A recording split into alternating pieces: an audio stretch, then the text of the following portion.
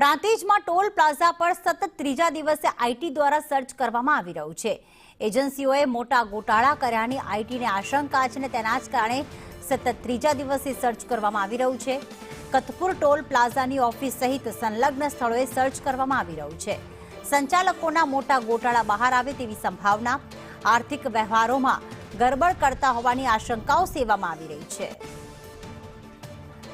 અમારા સંવાદદાતા જીલ જોડાઈ ગયા છે। જીલ, સંચાલકોએ ઓફિસે દરોડા પાડ્યા છે અને સર્ચ કરવામાં આવી રહી છે, ત્યારે અત્યાર સુધી કોઈ બેનામી રકમ કે બેનામી કોઈ ગોટાળા સામે આવ્યા છે?